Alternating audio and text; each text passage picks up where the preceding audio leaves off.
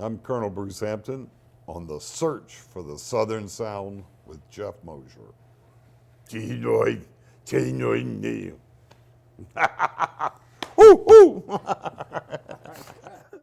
I'm in the South, man, has pockets of vapor trails. You just walk and all of a sudden there's weirdness to your left. I mean, never move to your left. You might get in trouble. You know, A511, BN8. If you're ever in trouble, either say Brato Ganib or A511, BN8. But say, stutter, A511, BN8. Yeah, it can't be run together. No. Because if you run it together, then you'll sign into a completely different but then reality. you'll go out to the left and there'll be eggs out there.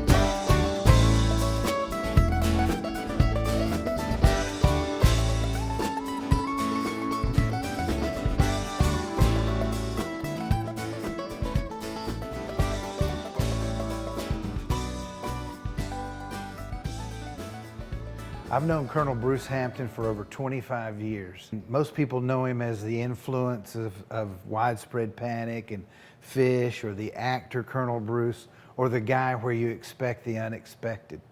But in this conversation, we take a more personal look into Colonel Bruce Hampton and his early musical influences, and even his first gig on stage. It's a great time with a great man who has become a permission giver to a lot of musicians, giving them permission to be themselves, and who has been behind the careers of many great musicians. And my musical father, Colonel Bruce Hampton.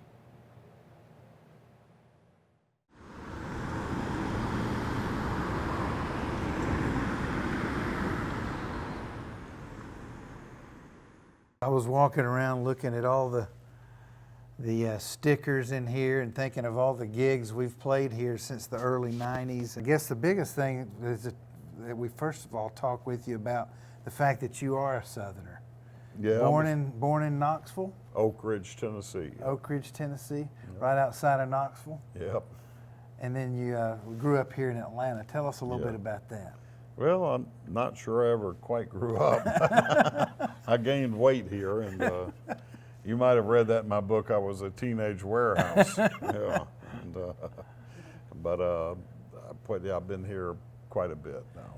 Yeah. Early on in your life, I remember reading that your first exposure to music was really not from your parents, but from a lady that raised you. Tell us a little bit about her. Liza May. She was born a slave, and she raised me till I was about 7 years old, and she would sing the old gospel tunes that you just, I can't, go tell old line, the old gray goose is dead. And so I heard stuff that I can't remember, but still had the feel, and I wish I had a tape of that, but that was the first time I was ever exposed to music, and it was every night for a good hour or two. And that was like AM radio or something, wasn't it? Something like that. She would be playing AM radio stations? Yeah, on the end of the dial. She certainly, she was the influence. Your first gig was like in front of 400 people, right, at a sock hop. Right. And tell us a little bit about that moment when you were like on stage the first time. Well, a friend of mine invited me to a gig, and that was like, going to Antarctica to search for worms, come to a gig. I had no idea what that meant. So I went and did a song called Boney Maroney. And I went, this is for me, I like this, I'm gonna do it the rest of my life. And it was like an altered destiny. I was a complete nerd and as dull as you can get, and mediocre. I won the award for being mediocre. When I was 15, right before I started, I would get on my moped, go out at about 10:30, 10:45, at least twice a week, and go to the Royal Peacock at 181.5 Auburn Avenue. And I would ride my moped 10 miles with no helmet on the highway going 37.6 miles an hour, leave it outside the Peacock with the key in it, and a couple guys would bring me in and I'd get on the stage and, I'd see Albert King, B.B. King, Otis Redding, Aretha Franklin. My God, it was, twice a week at least. That's why I made 4 S and 1 D in my report card, and principal said, "What do you think about it?" I said, "Too much time on one subject."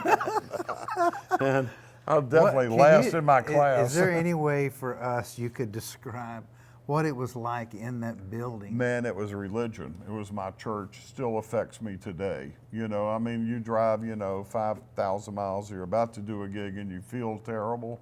You go back to that and you think, well, they drove 5,000 miles with 10 times more stuff. Stress. Just the stress of just And the nobody- racism. And they couldn't even get hotels except on Auburn Avenue. And I don't know how they did it the rest of the way. The tone they had and the urgency they had. They lived that music, and they were like the Green Bay Packers. They ran to the stand. They didn't think about money. They didn't care about how they looked. They were there to play. And it was like, let's go. I just want to get your take on color and culture and how Southern music is affected by color and culture, the mixing of cultures, or as we would say, race mixing, which is kind of a necessary ingredient. If the South was to survive, it had to have a music that included each other in it. And I was just curious your take on what that role was for Southern music. Southern music from Texas to North Carolina, Kentucky, that's 98% of this country's music, isn't it?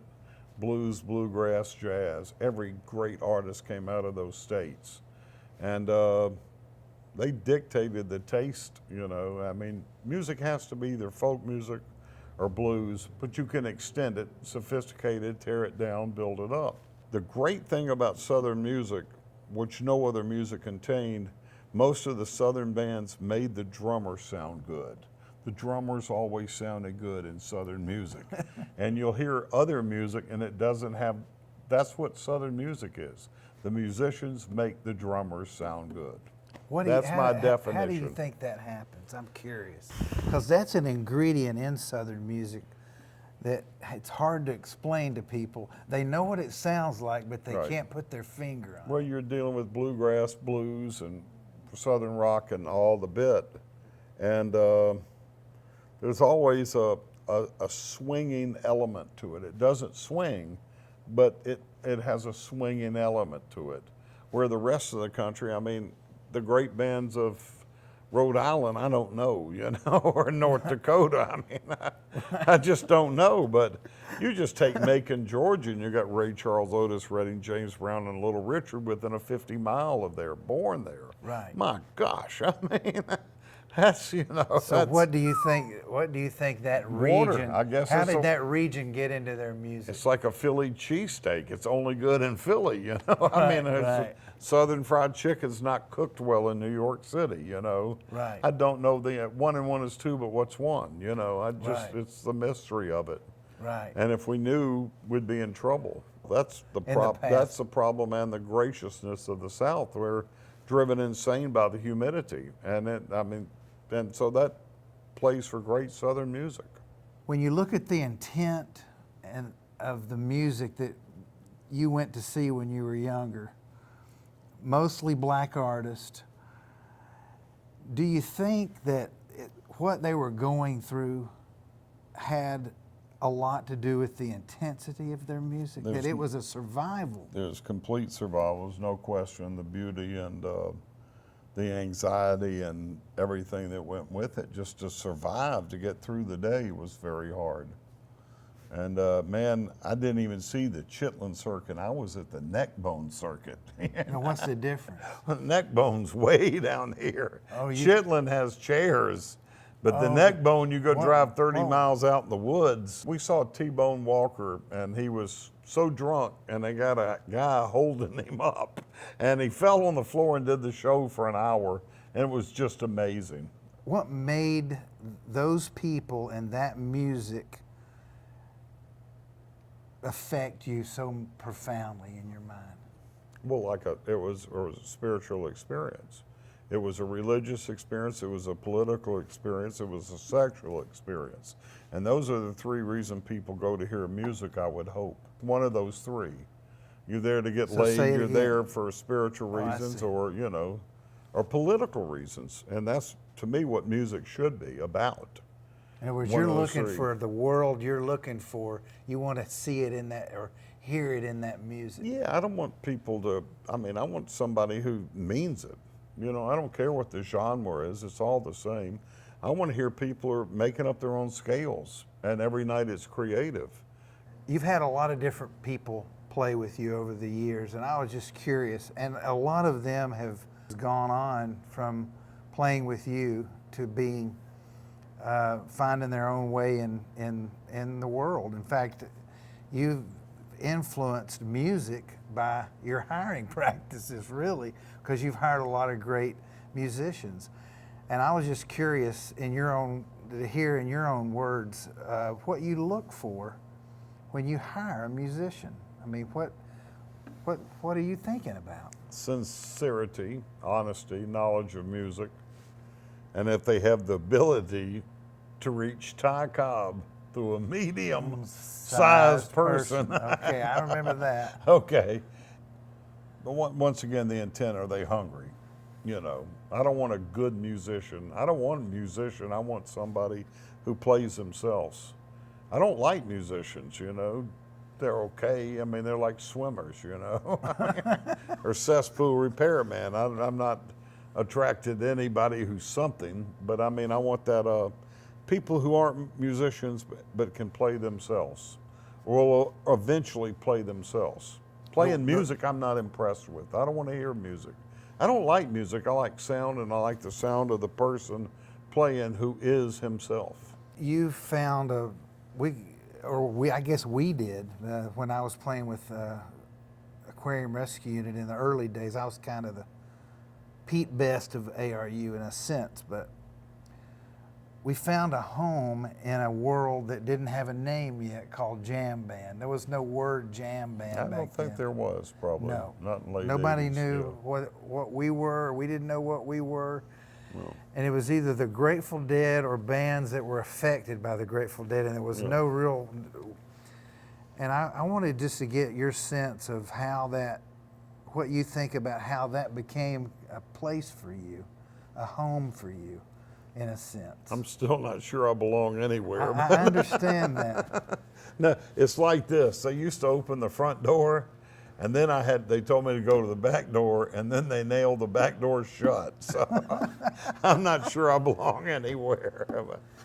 But there's a spirit in that music that you became akin to with the Grateful Dead and in those days. Well, they would take chances, and they improvised, and more than just playing notes over a song, they would extend, they were playing tunes in their improvisation, not just fiddling around, but there would actually be compositions, and they were listening to one another, and they have amazing intent, I mean, God, to stay together for 50 years. And the fact that they spawned these other groups that you kind of took under your wing and developed your sound around, like with Widespread and Fish.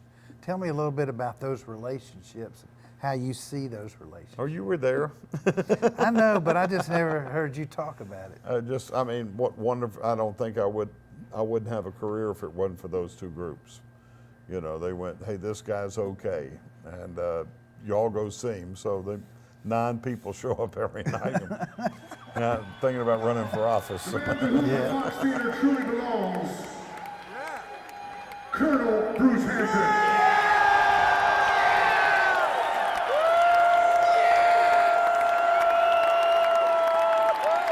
Ladies and gentlemen, it's time to bring out one of the greatest influences in my entire life, Col Bruce Hampton.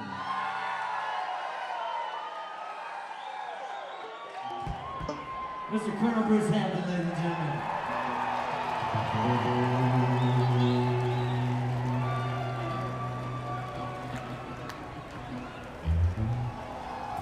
Thank you so very much, ladies and gentlemen. Reverend Mosier on the banjo.